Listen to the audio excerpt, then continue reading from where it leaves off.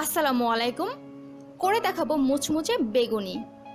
ইফতারের খুব কমন একটা আইটেম বেগুনি, কিন্তু মুচমুচে না হলে ভালো লাগে না খেতে। তাই খুব ঝটপট কিভাবে মুচমুচে বেগুনি তৈরি করা যায় সেইটাই দেখাবো। শুরু করছি প্রস্তুত প্রণালী। এইখানে নিয়েছি বেসন। এই বেসনটা ঘরে কি করে তৈরি করবেন সেটা কিন্তু আমার চ্যানেলে দেওয়া আছে, লিংক ডিসক্রিপশন বক্সে দেওয়া থাকবে। বাইরের অস্বাস্থ্যকর বেসন না কিনে কিন্তু ঘরে খুব ঝটপট মাত্র 15 থেকে 20 মিনিটের মধ্যেই বেসন তৈরি করতে পারেন, আর সেটা সংরক্ষণও করে রাখতে পারবেন অনেক দিন। এখন দিচ্ছি ময়দা। এইখানে আছে সামান্য পরিমাণে লবণ, হলুদের গুঁড়া, চাট মশলা, আর আছে বেকিং পাউডার।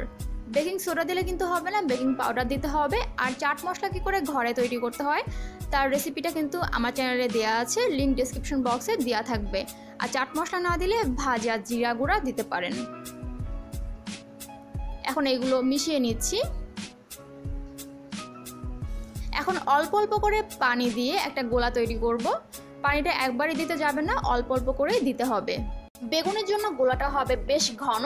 এখন একটা হ্যান্ড উইক্স দিয়ে আমি এরকমভাবে ফেটে নিচ্ছি 2-3 মিনিটের মতো। হ্যান্ড উইক্স না থাকলে কাঁটা চামচ দিয়ে কাজটা করতে পারেন। আর ঠিক এরকম একটা গোলা হবে। দেখুন আমি যখন উপর থেকে ফেলছি তখন একবারে ডেবে যাচ্ছে না, কিছুক্ষণ থেকে তারপর ডেবে যাচ্ছে। আর বেগুনের জন্য এরকমই গোলা হতে হয়।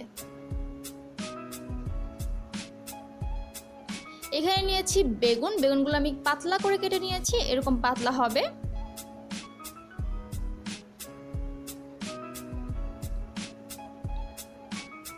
এখন সামান্য পরিমাণে হলুদের গুঁড়া আর সামান্য লবণ দিয়ে মাখিয়ে নিচ্ছি। এই কাজটা কিন্তু আগে করে রাখতে যাবেন না, যখন ভাজবেন তার ঠিক আগ মুহূর্তে এই কাজটা করতে হবে।